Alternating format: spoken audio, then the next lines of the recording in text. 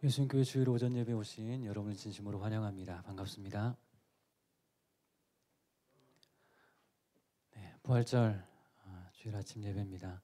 예수님께서 고난당하시고 금요일 날 죽으신 이후에 사흘 만에 다시 부활하셔서 우리에게 부활의 영광이 어떠한지, 또 예수님의 그 죽으심의 의미가 무엇인지 우리에게 알려주시고, 이제는 예수 안에서 새 생명을 얻고 살 수 있음을 우리에게 직접 보여주셨습니다. 그 은혜를 함께 누리고 이 부활의 기쁨을 또 이웃들에게 증거할 수 있는 여러분 되시기를 주님의 이름으로 축복합니다. 오늘 이 예배 가운데에도 부활의 주님을 함께 만나고 또 기뻐하는 그러한 시간 되셨으면 좋겠습니다. 다 일어나셔서 주님 이곳에 함께 찬양하겠습니다.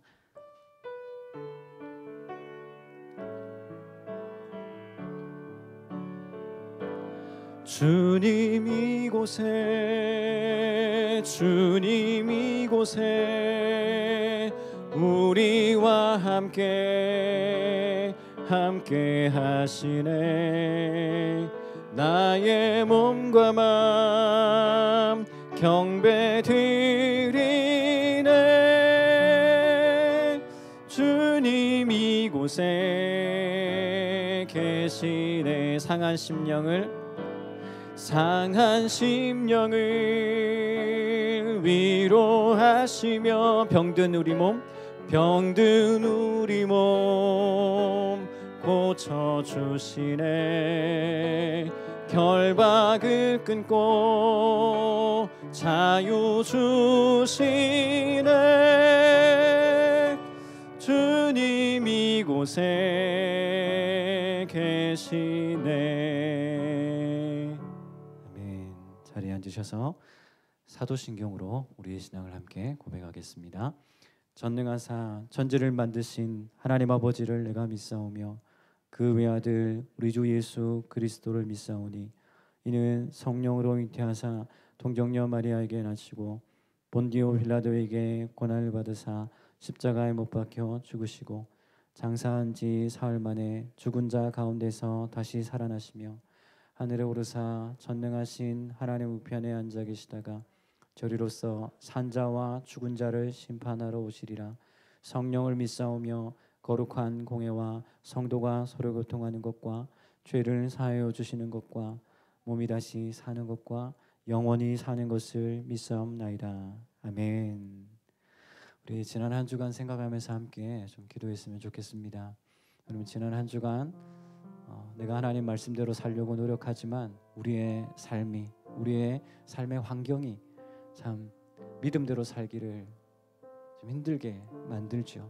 그럼에도 불구하고 오늘 이 시간 주님 앞에 나왔습니다. 주님, 저의 연약함을 주님께서 잘 알고 계시오니 나의 마음을 회복시켜 주시고 말씀 안에서 새 힘 얻게 해주시고 위로받게 해주시고 참된 평안을 얻고 돌아갈 수 있는 예배가 되기를 원합니다. 우리의 마음을 하나님께로 집중할 수 있도록 세상적인 근심과 걱정은 잠시 내려놓고 주님을 바라보는 시간이 되게 하여 주시옵소서. 같이 한번 우리 기도 제목 가지고 함께 기도하며 나가겠습니다.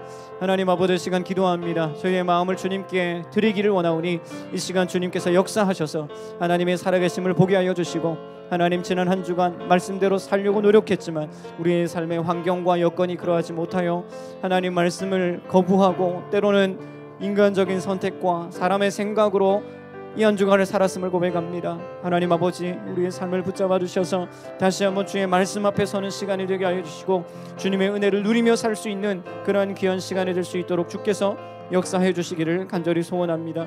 하나님 아버지, 저희의 연약함을 주님 붙잡아 주시고 오로지 주님을 바라보는 그러한 귀한 예배의 시간이 될 수 있도록 역사하여 주옵소서. 주님께서 이 시간 함께하여 주시기를 간절히 소원합니다. 주의 은혜를 누리게 하여 주시옵소서. 아버지 하나님, 함께해 주시기를 원합니다. 하나님 아버지, 부활절 아침 주님의 그 부활하심, 그 부활의 영광을 함께 누리는, 그 기쁨을 누리는 시간이 되기를 원합니다. 주님께서 우리를 위하여 죽으시고 사흘 만에 부활하심으로 주님께서 우리에게 주신 사랑과 그 십자가의 은혜가 얼마나 귀한지 깨닫게 되는 시간이 되기를 원합니다. 주님, 이 예배 가운데 주께서 함께하여 주셔서 위로가 필요한 자들에겐 위로를 주시고 평안이 필요한 자들에겐 참된 평안을 허락하여 주옵소서. 말씀 안에서 새 힘을 얻고 돌아가는 귀한 은혜의 시간이 되기를 간절히 소원합니다. 예배 가운데 주님께서 함께하여 주실 줄 믿사옵고 이 모든 말씀 예수님의 이름으로 기도드리옵나이다. 아멘. 찬송가 165장 함께 찬송하겠습니다. 찬송가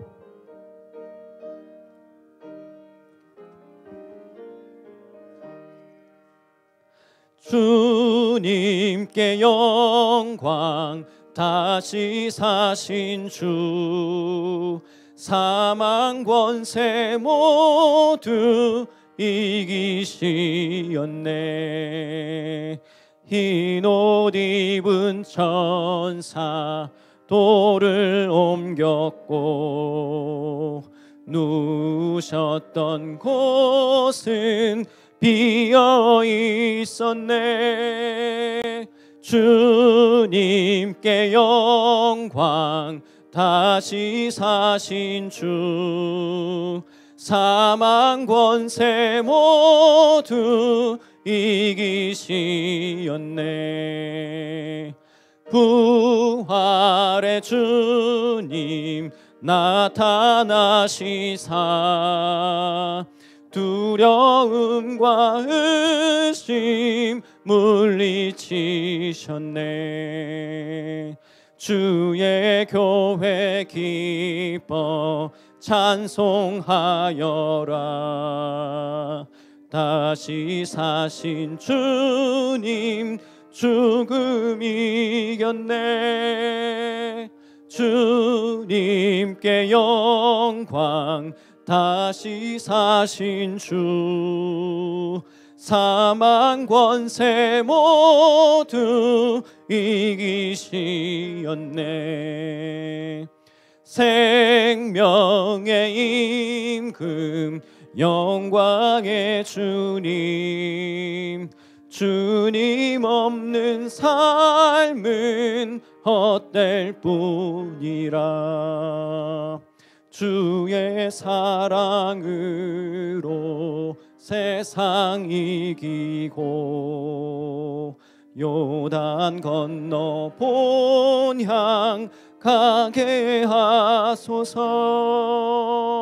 주님께 영광 다시 사신 주 사망 권세 모두 이기시었네. 아멘. 네, 주보 뒤편에 있는 교회 소식 전하겠습니다. 2년 반 동안 계속되었던 코로나가 이제 아직 종식은 아니지만 그래도 이제 많이 이제 좀 풀려진 것 같아요. 종교 시설에 적용된 방역 수칙은 내일부터, 오늘까지는 그대로 유지되고 내일부터는 이제 다 해제될 것 같아요. 그래서 해제되었습니다. 네, 갈태우가 아니고. 그래서 교회에서 모임, 행사, 집회 다 가능하고요. 그리고 식사도 취식도 가능합니다. 그래서 다음 주는 조금 이른 것 같고 다다음 주쯤에 전교인 바베큐 파티를 좀 한번 해볼까 지금 고민하고 있습니다. 그래서 이번 한 주 좀 준비해서 다다음 주에 같이 또 식사 교제 그동안에 함께 못했던 막 이렇게 거하게 막 거창하게 이렇게는 아니더라도 가볍게 같이 한번 좀 식사를 나눴으면 합니다. 그래서 아무튼 그래도 조심해야 될 건 좀 조심히 하셔야 되니까 이번 한 주 동안 이제 또 고민을 좀 해보고요. 이게 가능할지 가능하지 않을지 생각해보고 다음 주 주일 날 또 말씀드릴게요. 그래서 또 계속 이제 방역 수칙, 개인적인 방역 수칙은 계속 또 지켜 나가야 됩니다. 그래서 마스크 착용은 아직까지는 해제된 게 아니니까 착용하시고 그렇게 하시면 될 것 같아요. 큐티반 모임 계속되는 거 계속 광고하고 있고요. 드럼 아카데미 우리 선생님 좋은 선생님 모셔가지고 아이들이 재밌게 배우고 있습니다. 그래서 아마 잘 될 것 같고 그다음에 섬김이 수요기도회 싱어 젊은이 예배 반주와 싱어로 또 섬겨주실 분을 모집하고 있습니다. 혹시 마음에 내가 좀 섬겼으면 한다 하시면 좀 말씀해 주시면 될 것 같고요. 토요일날 청소 우리 남자분 대환영되어 있는데 우리 여집사님들이 오셔가지고 청소 열심히 하고 계십니다. 남자분들 오시면 또 할 일 많습니다. 오셔서 함께 섬겨주시면 좋을 것 같네요. 오늘은 부활절입니다. 그래서 부활의 기쁨을 함께 누리도록 특별히 이제 예배 후에 달걀 이렇게 한 가정당 포장지 2개죠. 그러니까 총 4개 이렇게 가져가시면 안에 달걀이 2개씩 들어가 있어요. 그래서 한 사람당 2개씩 가져가시면 될 것 같아요. 그래서 주변에 있는 우리 분들에게 좀 나눠주시고 부활의 영광과 부활의 기쁨을 증거하는 그런 시간이 되었으면 좋겠습니다. 예배 후에 달걀 나눔 또 집으로 가시다가 우리 또 경비 우리 아저씨들 이렇게 좀 주셔서 부활절입니다 이렇게 하고 나눠주시면 좋겠죠? 네, 그렇게 하시면 될 것 같습니다. 다음 주 주일날은 오후 2시에 젊은이 예배가 있습니다. 그래서 젊은이 예배 지난주 코로나 때문에 못했는데 이번 주 돌아오는 주일날 젊은이 예배를 다시 좀 하려고 합니다. 그래서 2시니까요. 또 정착될 때까지는 꼭 난 젊은이 아닌데 이렇게 하지 마시고 오셔가지고 같이 찬양도 하고 또 설교도 함께 나누고 그렇게 했으면 좋겠습니다. 예, 다른 것들은 참고하시고요. 제가 기도하겠습니다. 사랑의 하나님 아버지, 오늘도 이렇게 주님 앞에 나와서 예배할 수 있다는 것이 얼마나 귀하고 감사한 일인지 우리의 입술로 주님을 찬양하고 찬송할 수 있는 그러한 시간 되기를 원합니다. 하나님 아버지, 그냥 오지 않고 작은 물질을 주님 앞에 올려드립니다. 물질이 쓰여지는 곳에 하나님 알지 못하는 많은 사람들에게 복음의 도구로, 복음 증거의 도구로 쓰여지기를 원하옵고, 또 특별히 가난하고 어렵고 소외된 자들을 위해서 이 물질이 잘 사용될 수 있도록 주님 교회 안에 지혜를 더해 주시기를 간절히 소원합니다. 물질을 드리는 귀한 손길을 주님 기억하여 주셔서 건강의 복을 더하여 주시고 또한 물질의 복도 주셔서 하나님께 드릴 것이 많은 하나님의 귀한 자녀들 될 수 있도록 축복하여 주시기를 간절히 소원합니다. 이 예배 가운데 주님 함께하여 주실 줄 믿사옵고 모든 말씀 예수님의 이름으로 기도드리옵나이다. 아멘. 네, 우리 함께 보실 말씀은 요한복음 20장 30절에서 31절 말씀입니다.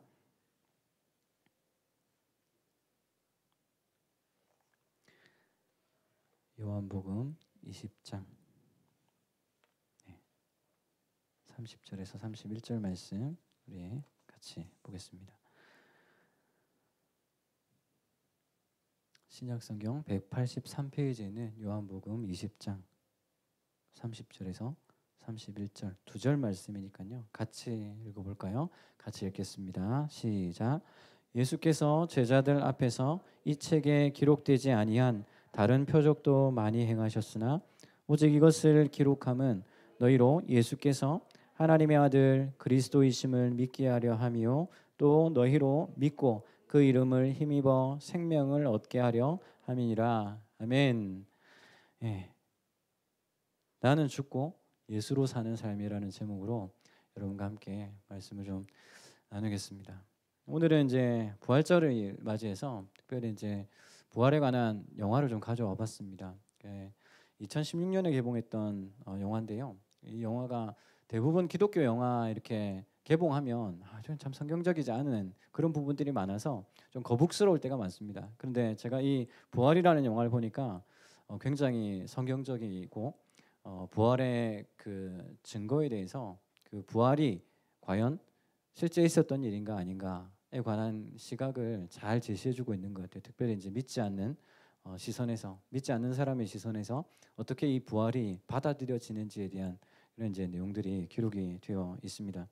사실 이제 기독교 영화라는 것이 상상력이 너무 지나치면 영화가 비성경적이 될 가능성이 좀 많죠. 옛날에 모세라는 영화 이렇게 한번 했었는데 그 영화도 조금은 이제 비성경적인 부분이 있다 이렇게 이제 이야기를 해서 대부분 기독교인들이 이런 거 보면 안 된다 이렇게 했는데 저는 조금 생각이 다르긴 합니다. 그래서 영화를 볼 때는 영화는 영화로, 그리고 상상력을 추구한다는 것은 하나님이 주신 창조적인 상상력을 사용하는 것이기에 그렇게 거부할 필요는 없습니다. 다만 이제 우리가 보는 그 시선이 정확해야 되겠죠. 이것은 성경적이고 이것은 비성경적이구나. 그래서 신앙의 야성이나 이런 것들을 좀 가졌으면 좋겠어요. 그래서 무조건 비성경적이다 이러면 안 보는 경향이 있습니다. 근데 그러다 보면 우리가 막 쪼그라들어요. 쪼그라듭니다. 그래서 그런 것을 보고 더 이런 부분에서는 비성경적이구나 이거를 말할 수 있어야 됩니다. 그냥 무조건 야 그 비성경이니까 보지 마 이렇게 하면 세상 사람들과 말이 안 통합니다. 기독교가 말이 안 통하는 종교가 아니거든요. 기독교는 세상과 소통하는 종교입니다. 근데 우리는 자꾸 기독교를 닫아놓으려고 하죠. 폐쇄적으로 만들려고 하죠. 그렇지 않습니다. 그래서 우리가 분명히 붙잡아야 할 진리는 있습니다. 이것까지는 안 돼. 이런 선이 경계선이 있어요. 그런 것들은 우리가 지켜야 되지만 그 외의 것들은 우리가 조금 열어놓고 세상과 대화할 수 있도록 소통할 수 있도록 해야 되죠. 이 부활이라는 영화는 제가 보니까 성경의 내용을 충실하게 반영해서 만들었다는 점에서 굉장히 좀 칭찬할 만하더라고요. 그래서 제가 자막도 이렇게 좀 수정을 하면서 대사 하나하나 장면 하나하나를 이렇게 보면서 개인적으로는 저는 참 은혜를 많이 받았습니다.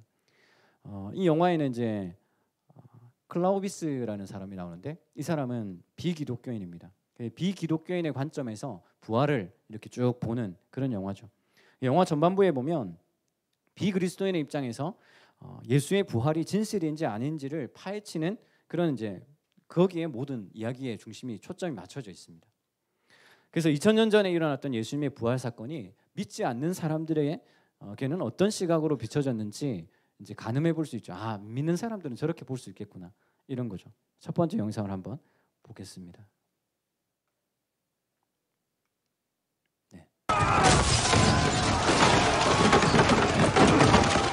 30 years, the Roman Empire of Tiberius Caesar has ruled the wasteland of Judea and its people. As tribune to Prefect Pontius Pilate, my task is to keep order in a city that is steeped in unrest. The Jews pray to their single God Yahweh for the arrival of the mystical Messiah. As their religious leaders, the Sanhedrin try to keep an uneasy peace. But each day creates more zealots to challenge the rule of Rome and bring freedom. Instead, we bring them death. Hit him up!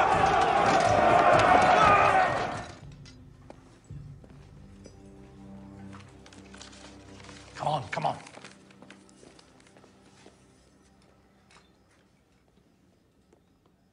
Did you win? I was told to hurry. In truth, you're well dressed for this job. What's happened? Passover. Every hothead and holy fool in Judea was here, stirring the pot. Some ascetic, one of following by making waves, so the Sanhedrin decided to put him down. Sent a lathered mob here, screaming for his blood because he claims to be their Messiah.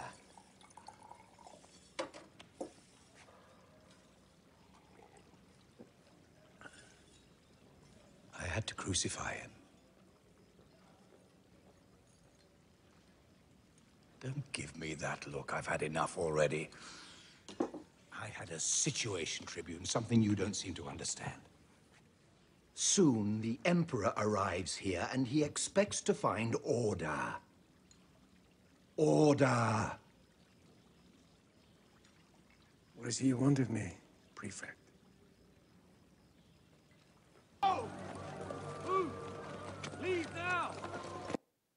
그 십자가형이 서서히 이제 숨을 못 쉬게 되고 서서히 고통 가운데 죽어가는 그런 아주 이제 극심한 형벌이거든요. 극형이거든요. 근데 예수님은 이제 그 동안에 채찍질 그리고 여러 가지 이제 고통 가운데도 많이 굶으셔서 이제 연약한 상태였기 때문에 빨리 이제 돌아가시게 되었다라고 이야기하는데, 우리 엊그제 말씀 나눴던 것처럼 고난주간 때 빌라도가 예수님 죽었냐 이렇게 얘기할 때 이상히 여겨, 왜 이렇게 빨리 죽었지? 이렇게 이제 이상히 여겨 그 죽음을 확인하는 장면이 이제 어저께 고난주간 토요일 새벽 아침 말씀이었잖아요. 아무튼 이제 이 사건의 배경은 예수님이 십자가에 못 박혀 돌아가시는 그 장면, 그 시대를 배경으로 하고 있습니다. 이 남자는 이제 클라우비스라는 사람인데 성경에 나오는 인물 아닙니다. 가상 인물이고요. 이 인물은 빌라도의 이제 오른팔 같은 사람이죠. 오른팔격이죠. 호민관이라는 직책을 가지고 있고, 이때 당시에 이제 빌라도가 이 유대 땅을 다스릴 때 총독으로 있을 때에 예루살렘에 반란이 굉장히 많이 일어났습니다. 유대인들이 로마의 통치에 반대하고 일어나는 그 반란을 빌라도가 잠재워야 이 황제에게 신임을 얻을 수 있거든요. 근데 반란이 워낙 많이 일어나니까 빌라도가 굉장히 골치 아픈 상태였어요. 그런데 거기에다가 예수님이라는 사람이 등장을 했는데 이 사람이 계속 유대인들을 모으고 유대인들이 추종하는 사람이 되고 이러니까 이제 빌라도가 굉장히 거기에 위협을 느낀 거예요. 그리고 그뿐만 아니라 여기 이제 산헤드린이라는 곳이 나오잖아요. 산헤드린 공회. 산헤드린 공회는 이때 당시 유대인들의 최고 의결기관이라고 할 수 있습니다. 정치, 종교, 지도자들이 모여 있는, 예를 들면 바리새인, 서기관 뭐 이런 사람들이 산헤드린 공회. 그래서 엊그제 이제 아리마대 요셉도 사내들인 공회 회원이었다 이런 얘기를 했잖아요. 아무튼 사내들인 공회에 가야바 대제사장, 가야바라는 사람이 있는데 이 가야바 제사장이 유대 지역 총괄에 다스리던 이 빌라도 총독에게 요청을 하는 거예요. 뭘 요청했냐면 오늘 갑자기 예수라는 사람이 유대인들을 미혹하고 자기 사람들을 자꾸 모으고 있으니까 그 예수를 십자가에 못 박아야 그들의 세력을 잠재울 수 있다. 빌라도에게 그렇게 이야기를 한 겁니다. 빌라도가 유대 사회의 질서를 유지해야 될 그러한 책임감, 그리고 황제에게 잘 보여야 되니까 계속해서 일어나는 그 유대인들의 반란 때문에 안 그래도 황제에게 신뢰를 잃어버릴 그런 위기에 처해 있는 거예요. 그러니까 제사장 가야바의 그 요청을 들어줄 수밖에 없는 그런 처지가 되었습니다. 결국엔 그 유대 사회를 혼란스럽게 하는 그 예수를 그 당시 최고의 형벌이었던 십자가에 못 박아 죽이게 되는데 이 일을 빌라도는 오른팔격이었던 클라우비스에게 맡겼죠. 유대인의 왕이라고 불렸던 이 예수님이 십자가에서 힘없이 그렇게 죽어가는 모습을 클라우비스는 지켜본 겁니다. 모든 것이 끝났다고 생각될 때쯤 빌라도가 이 클라우비스를 다시 부릅니다. 왜냐하면 사내들인 공회가 빌라도에게 요청한 또 하나의 골칫거리 하나가 있었는데 그게 뭐냐면 유대인들 사이에서 괴상한 소문이 퍼졌더라는 거예요. 무슨 소문이냐 하니까 그것은 죽은 예수가 다시 살아날 거라 얘기했다는 거예요. 3일 만에 죽은 예수가 살아날 거라는 그 소문이 유대 사회에 퍼져 있는 거예요. 그래서 이 제사장 가야바가 빌라도에게 찾아가는 거예요. 그래서 그 이야기를 합니다. 3일 만에 부활한다 그랬다. 만약에 예수의 추종자들이 그 시체를 훔쳐가거주는 죽은 예수가 살아났다라고 그렇게 거짓말을 한다면 유대 사회는 더 혼란스럽게 되지 않겠냐. 그의 추종자들이 더 많아지지 않겠냐. 이렇게 이제 가야바가 빌라도에게 얘기를 한 거예요. 그래서 아예 시체를 가지 못하도록 로마 군사가 경비병이 무덤 앞을 지키고 그 돌문을 열 수 없도록 임봉해 달라는 거예요. 큰 돌을 그 무덤 앞에 막아 달라는 거예요. 마태복음 28장 66절에 보면 이렇게 얘기하죠. 그들이 경비병과 함께 가서 돌을 임봉하고 무덤을 굳게 지키니라. 그렇게 기록하고 있습니다. 여러분 제자들이요 시체를 훔쳐가 놓고 거짓말로 부활했다고 할 수 있으니까 돌문을 임봉하고 지키면 될 것 아니냐. 경비병들로부터 지키면 될 거 아니냐. 여러분 빌라도가 생각해 보니까 그 말이 일리가 있거든요. 그래서 클라우비스를 보내서 예수님의 무덤을 임봉하고 큰 돌을 막아서 임봉하고 경비병에게 지키도록 그렇게 이제 한 거예요. 여러분 예수님의 부활에 관한 논쟁은요 지금도 계속되고 있습니다. 예수님의 부활이 진짜냐 아니냐. 아직도 부활이 있다 없다. 이 논쟁이 여러분 어떻게 하면 정리되겠습니까? 어떻게 하면 정리될까요? 부활이 없다고 생각했던 사람들이 진짜 부활을 목격하면 이 논쟁이 끝날까요? 진짜 죽었던 사람이 되살아나면 이 부활 논쟁이 끝이 날까요? 그러면 그 사람들이 예수님 진짜 부활했네. 그럼 믿음이 생겨날까요?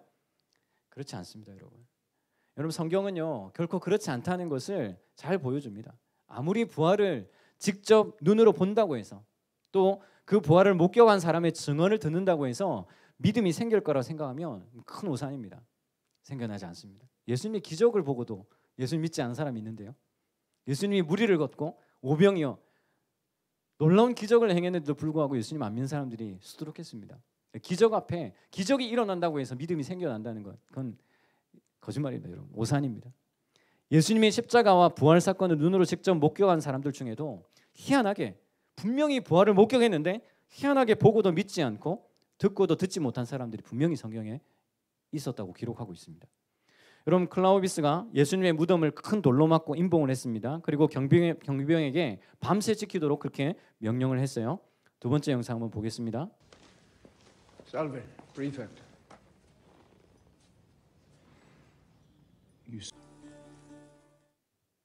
네, 사내들인 공회가 아주 우려했던 일이 실제 일어났죠. 분명히 경비병이 지키고 있었고 또 무덤을 큰 돌로 닦고 임봉까지 했지만 예수님의 시체가 사라져 버린 거예요. 공회의 대표인 가야바가 경비병들의 이야기를 전해 듣습니다. 여기서 재밌는 것은 부활을 두 눈으로 목격하고도 믿지 않던 사람이 분명히 있다는 거예요. 그게 누구냐면 바로 보초병들, 경비병들이었습니다. 이 두 사람은 사실 예수님 부활 사건의 키맨들이거든요. 예수님의 부활 사건을 자기들이 목격했기 때문에 분명히 이 문제를 해결할 수 있는 키를 들고 있는 사람들이란 말이에요. 근데 이 사람들이 어떻게 보고를 했는지 성경은 이렇게 이야기하고 있죠. 마태복음 28장 4절을 보면요. 지키던 자들이 그를 무서워하여 떨며 죽은 사람과 같이 되었다. 이렇게 이야기하죠. 여러분 사람이 그렇잖아요. 그 진짜 부활의 현장에 있었다면 제정신으로 지켜볼 사람이 있을까요? 죽어있던 시체가 무덤이 갑자기 열리고 시체가 이렇게 걸어 나와요. 그럼 정신이 제대로 될 수 있는 사람이 몇 명이나 있겠습니까? 분명한 것은 그들이 그것을 지켜보고 무섭고 떨릴 정도로 뭔가 엄청난 일이 지금 일어났다는 거예요. 무덤이 열리고 뭔가를 봤든지 아니면 뭔가가 큰 일이 일어났기 때문에 그들이 무서워하고 떨었겠죠. 아무 일도 없는데 갑자기 무섭고 떨었겠습니까? 근데 그들이 무서워하고 떨릴 정도로 엄청난 일이 일어난 거예요.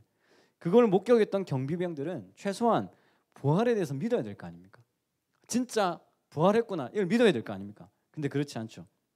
마태복음 28장 11절에서 12절을 한번 보세요. 여자들이 갈 때 경비병 중 몇이 성에 들어가 모든 된 일을 대제사장들에게 알리니 그들이 장로들과 함께 모여 의논하고 군인들에게 돈을 많이 주며 이랬습니다. 경비병들이 와서 지금 사실을 얘기했단 말이에요. 지금 무덤에 있었던 예수의 시체 사라졌다. 그 이야기를 쭉 했겠죠. 그래서 사라진 경위에 대해서 말을 하는데 그 말을 들어보니까 누가 그것을 훔쳐갔다. 누가 시체를 훔쳐갔다 말하는 게 아니에요. 훔쳐갔으면 경비병들이 가만히 놔뒀겠습니까? 쫓아가든지 아니면 뭐 누가 훔쳐갔습니다. 이렇게 얘기했겠죠. 근데 그게 아니란 말이죠. 경비병들이 시체가 사라진 현장에 있었으니까 정말 생생하게 그 일을 얘기했을 거예요. 어떤 일이 있었는지. 그런데 그 이야기를 다 들은 제사장들과 장로들, 그러니까 사내들인 공회의 지도자들이 이 이야기를 듣고 반응이 뭡니까? 직접 부활의 현장에서 있었던 일을 듣고도 진짜로 부활하신 예수님에 대한 믿음이 생긴 게 아니라 오히려 어때요? 돈을 주면서 거짓말을 하도록 시킨 거예요. 그러니까 가야바나 이런 사람들은 유대인이었고 구약 성경을 잘 알고 있는 사람들입니다. 메시아가 어떻게 오실지, 그 메시아가 어떤 죽음을 맞이하게 될지 잘 알고 있었던 사람들이고 예수님이 이 땅에 오셨을 때 실제로 내가 죽은 후에 3일 후에 부활할 거다. 그 부활에 대한 이야기들을 계속 하셨단 말이에요. 그리고 자기들도 유대인들의 소문이 예수님이 3일 만에 살아날 거다는 그 소문을 들었잖아요. 그런데 가야바가 하는 이야기가 뭐예요? 돈을 주면서 거짓말을 시키는 거예요. 13절에 보십시오. 이르되 너희는 말하기를 그의 제자들이 밤에 와서 우리가 잘 때에 그를 도둑질하여 갔다 해라. 경비병들이 이렇게 얘기하라고 돈을 주면서 시킨 거예요. 아니 여러분 경비병들이 무덤 앞에서 왜 지켰습니까? 왜 지켰어요? 제자들이 시체를 훔쳐갈까 봐 그런 거잖아요. 그런데 시체를 훔쳐간 것이 아니라 실제로 부활 사건이 일어났음에도 불구하고 결국 안 믿는 사람은 안 믿는단 말입니다. 마음이 강팍하여 가야바처럼 분명히 일어난 사건 앞에서도 거짓말해 그냥. 안 믿을 사람은 절대 안 믿는다는 거죠. 논리적으로 신앙을 설명해 준다고 믿음이 생길 거라고 생각하면 큰 오산입니다. 이성으로 논리적으로 한 가지 다 예수님의 부활과 이 모든 사건들 기적들을 논리적으로 설명할 수 있다. 과학적으로 설명해 준다. 그렇게 한다고 해서 믿음이 생긴다고 생각하면 오산입니다. 그렇지 않습니다. 때로는요. 신앙은 논리가 아니라 감성과 의지를 드려야 할 때가 있다는 거죠. 여러분 이 경비병들이 돈에 눈이 멀어서 거짓말로 소문을 퍼뜨립니다. 물론 사내들인 공회원들이 위협이 있었겠죠. 너희들 진실을 말하면 너 죽여버리겠다. 너희들이 시체를 제대로 지키지 못한 것에 대한 처벌을 너희가 받게 될 거다. 이렇게 이야기했죠. 그래서 만약에 사실을 숨기고 우리가 시키는 대로 거짓말하면 목숨 살려주겠다. 이렇게 얘기 안 했겠습니까? 먼저 한 경비원의 얘기를 한번 들어보세요. 여기 보면 경비원 1의 거짓말이 나오는데요. 이렇게 이야기합니다. He doesn't wish to speak. Truly. But he had no trouble avowing the Nazarene's theft. As the priest said, or 클라우디우스도 이 이야기를 들으면서 사실을 들었는데도 불구하고 그런 일이 있을 수 있나? 네가 술을 먹어서 그런 거야. 이렇게 이제 이야기하고 있죠. I don't know. 네. 그러니까 여러분 그 부활의 현장을 목격한다면 내 눈앞에서 일어났다. 여러분 괜찮을까요? 예수님 부활하셨네. 이렇게 하실 것 같아요? 절대 안 그렇습니다.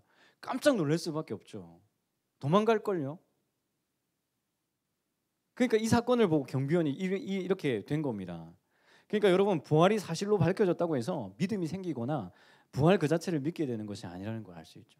그래서 이 영화를 보면요, 왜 이 이야기를 이제 제가 여러분들에게 보여드리냐면, 영화를 잘 보면 부활 사건이 실제로 일어난 일이냐 아니면 없었던 일이냐 거기에 초점을 맞추다가 제자들이 조작한 거 아니냐, 훔쳐간 거 아니냐, 이런 거에 초점을 맞추다가 점점 이 문제가 다른 부분으로 변해가고 있습니다. 이 문제의 핵심이 바뀌고 있어요. 그러니까 사실이냐 아니냐의 접근을 지금 클라우비스가 하고 있잖아요. 그래서 경비원들이 말한 걸 들어보고 그게 사실인지 아닌지를 판단하고 있잖아요. 근데 시간이 지나면 지날수록 그 초점이 어디로 맞춰지는지를 보게 되는데, 클라우비스는 예수님의 시체를 가져갔거나 시체의 행방을 알만한 사람들을 찾아가서 신문하기 시작합니다. 여러 사람들, 예수님의 제자들 여러 사람 만나거든요. 뭐 아리마대 요셉, 앞을 못 보는 그 노인 몇 명이 다 있었습니다. 근데 이제 그걸 다 볼 수는 없고 그 중에 두 사람의 이야기를 들어볼 건데 한번 잘 들어보세요. 문제의 핵심이 사실이냐 아니냐, 부활이 있었냐 없었냐, 그 문제가 아니라 다른 것에 초점을 맞춰지고 있습니다. 한번 보세요. Instinct. I've seen you before. Everywhere.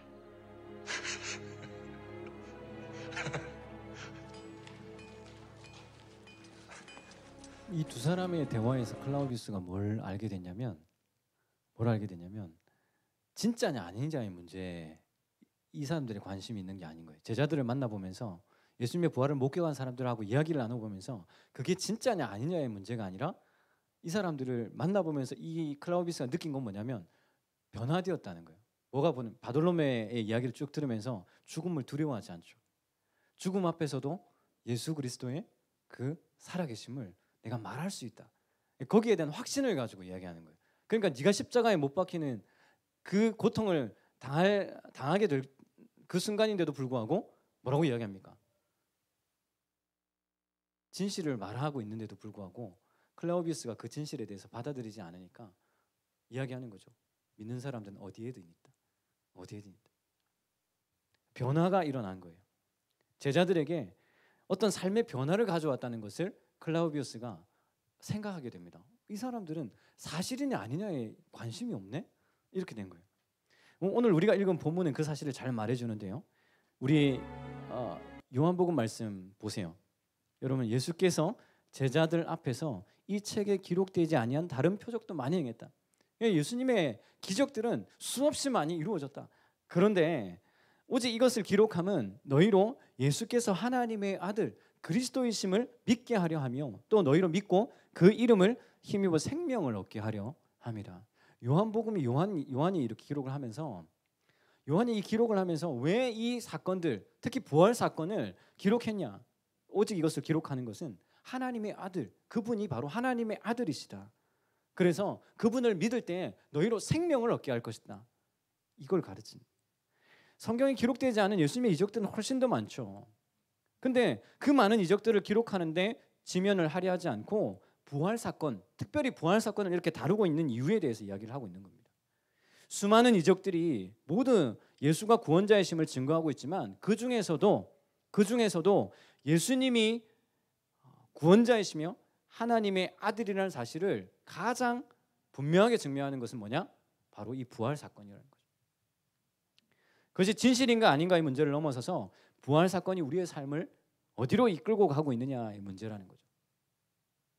그래서 바돌로메와 이야기에서 클라우디우스가 묻잖아요. 뭐라고 물어요?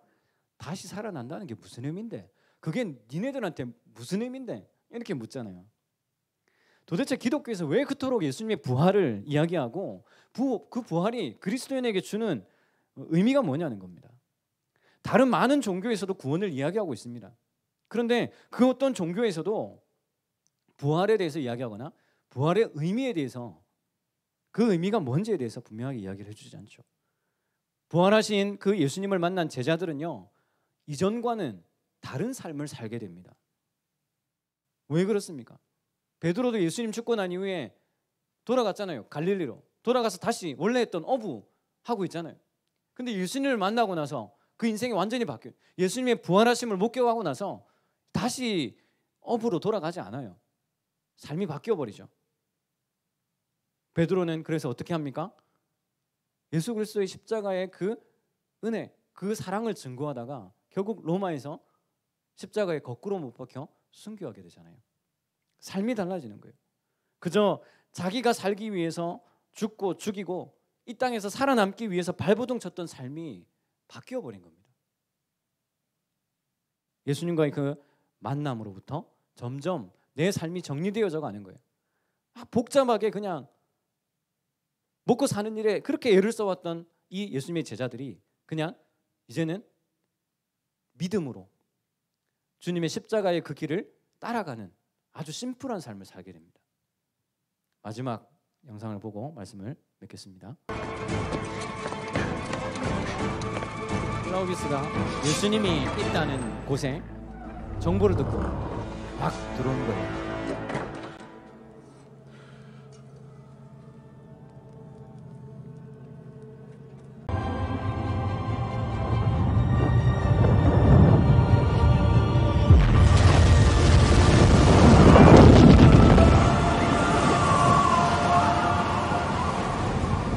고린도전서에 보면 예수님의 부활을 목격한 사람이 이 예수님의 12제자 이외에 500여 형제에게 일시에 보였다라는 표현이 있습니다. 그러니까 충분히 클라비우스 같은 이런 사람이 있을 수 있다고 추정해 볼 수 있죠. 그러니까 이 영화는 이제 픽션이지만 그 중에 한 사람이 이런 사람이 있을 수 있겠구나라는 것을 이제 그려낸 거예요. 그러니까 예수님의 부활을 목격하고 나서 예수님의 부활을 진짜냐 아니냐의 초점이 아니라 그 부활이 우리에게 주는 의미가 뭐냐 여기에 초점을 맞추는 거죠. 오늘 부활의 기쁨을 맞이하면서 우리가 함께 이 두 가지 의미가 뭐냐. 첫 번째 의미는 뭐냐면요, 종말론적인 의미입니다. 종말론적인 의미. 예수님이 재림하실 때 불신자는 사망의 심판에 이르게 되고 그리스도인은 생명의 부활에 이르게 된다. 예수님의 부활 사건이 주는 우리 믿는 자들에게 주는 그 의미는 바로 심판과 생명의 부활입니다. 심판의 부활과 생명의 부활. 믿는 자들은, 예수 그리스도를 믿는 자들은 이제 죽음에 이르지 않고 영원한 천국에서 삶을 살게 되는 그 기쁨이 우리 안에 있다는 거죠. 여러분, 그 기쁨이 있으십니까? 내가 부활하여 영원한 천국에서 주님과 함께 영원 복락의 생을 누린다는 것이 여러분에게 기쁨이어야 되고 소망이어야 됩니다. 그 소망을 가지고 이 땅에서 살아가는 것이죠. 두 번째는요, 부활이 주는 두 번째 의미는, 그래서 그리스도인은 누구나 다 종말론적인 그러한 죽음을 맞이하게 되지만 그럼에도 불구하고 오늘 이 순간에 부활을 경험하게 된다는 거예요. 여러분 다 부활을 경험하신 겁니다. 어떤 부활을 경험하셨습니까? 죽을 수밖에 없었던 죄악 가운데 살았던 우리가 예수 그리스도를 믿는 믿음으로 말미암아 생명을 얻었죠. 그래서 이전 삶과는 다른 삶을 살고 있잖아요. 저는 예수 믿기 전과 예수 믿을 때의 삶이 완전히 다르기 때문에 확신 있게 말씀드릴 수 있습니다. 예수 믿기 이전에는 절망과 좌절과 소망 없는 삶이 분명했습니다. 그러나 예수 믿고 난 이후에는 꿈을 가지게 됐고 소망을 품게 됐고 하나님의 부르심을 따라 걸어간다는 것이 얼마나 의미 있는 삶인지를 몸과 마음으로 깨닫게 된 거죠. 그게 두 번째 부활이죠. 그래서 여러분, 예수 믿기 이전에 가지고 있던 생각, 세계관이죠. 내가 예수 믿기 이전에 가지고 있었던 세계관, 이게 예수 믿고 난 이후에는 완전히 바뀝니다. 그래서 갈라디아서 2장 20절에 뭐라고 이야기합니까? 내가 그리스도와 함께 십자가에 못 박혔나니 그런즉 이제는 내가 사는 것이 아니라 오직 내 안에 그리스도께서 사시는 것이라. 이제 내가 사는 것은 어떻게 해요? 나를 사랑하사 나를 위하여 자기 자신을 버리신 하나님의 아들을 믿는 믿음 안에서 사는 것이라. 이제 예수 믿기 이전과 예수 믿고 난 이후의 삶이 다르다는 것을 이야기하죠. 여러분, 이 말씀은 철저히 부활신앙에서 나오는 고백입니다. 갈라디아서 2장 20절.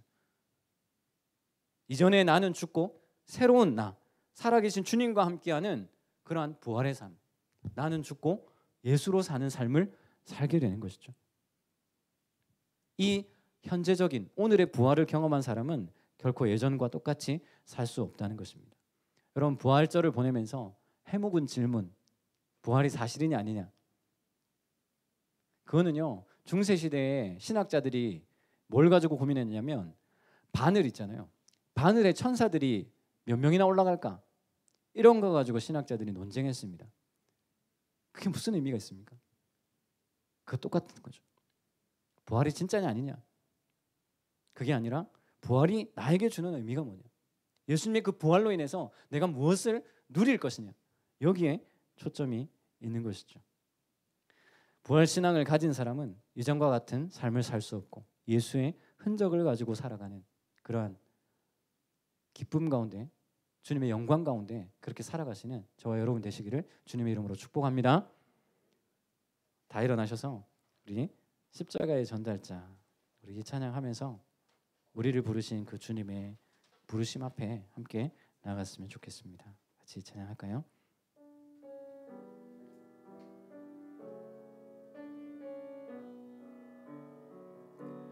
난 지극히 작은 자 죄인 중에 괴수 무익한 날 부르셔서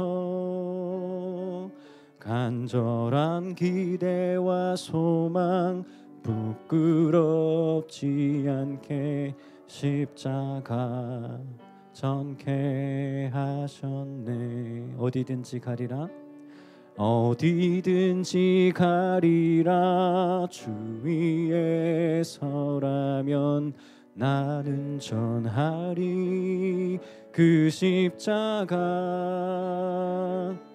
내 몸에 밴 십자가 그 보혈의 향기 온 세상 채울 때까지 살아도 주를 위해 살아도 주를 위해 죽어도 주를 위해 사나 죽으나 난 주의 것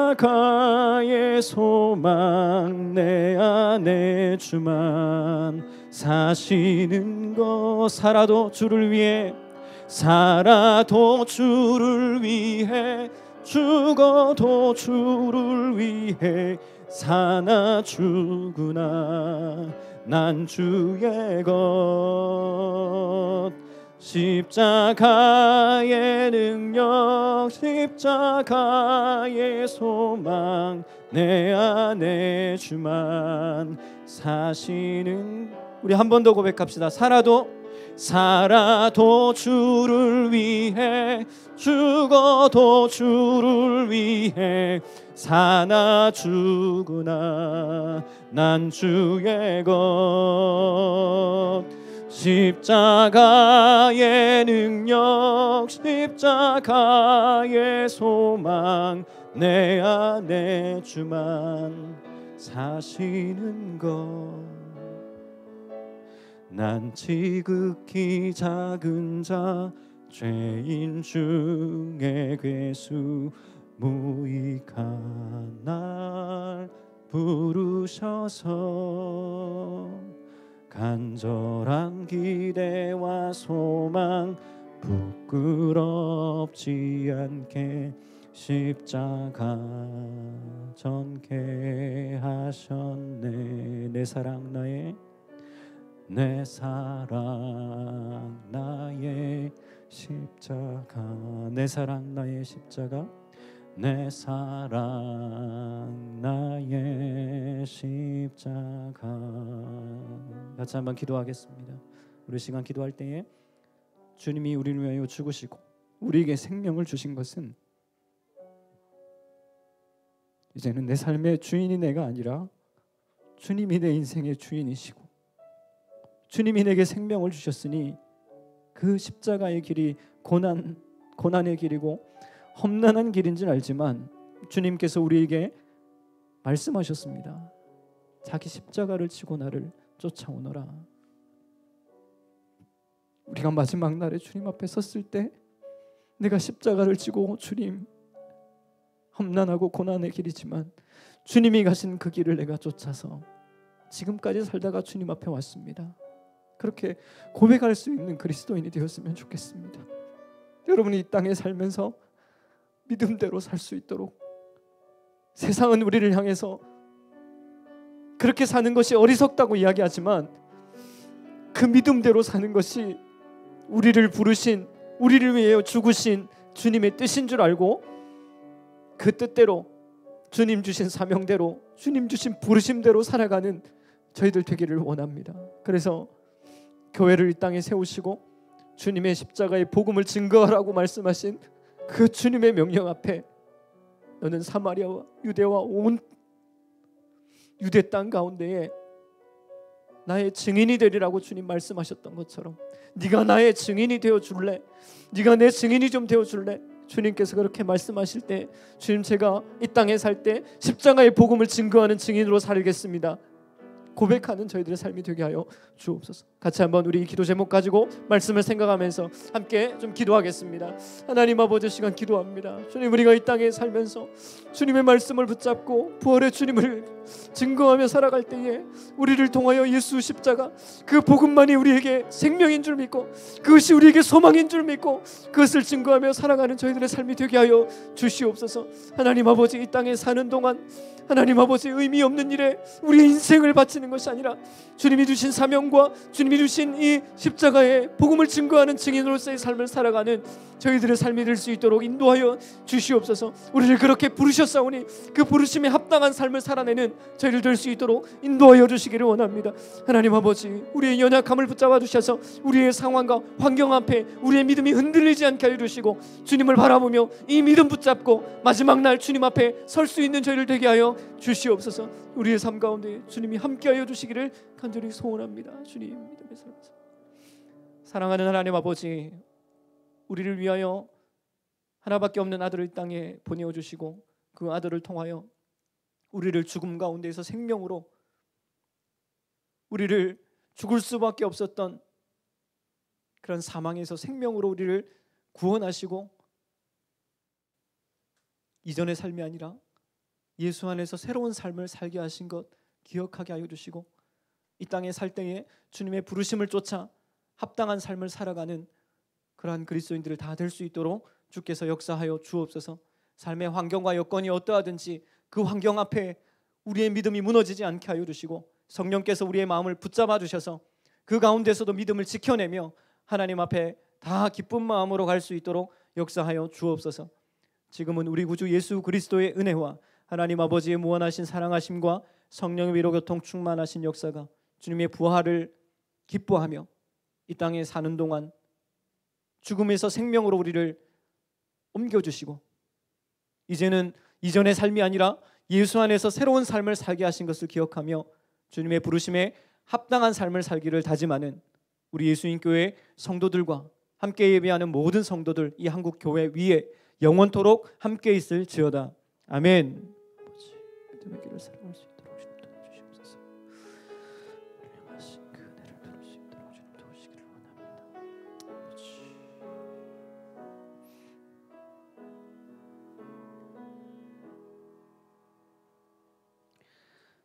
예수님교회 주일 오전 예배를 마치겠습니다. 나가실 때 달걀 하나씩 받아가시고요. 주변에 또 전도하면 좋겠네요. 한 주간 승리하십시오. 감사합니다.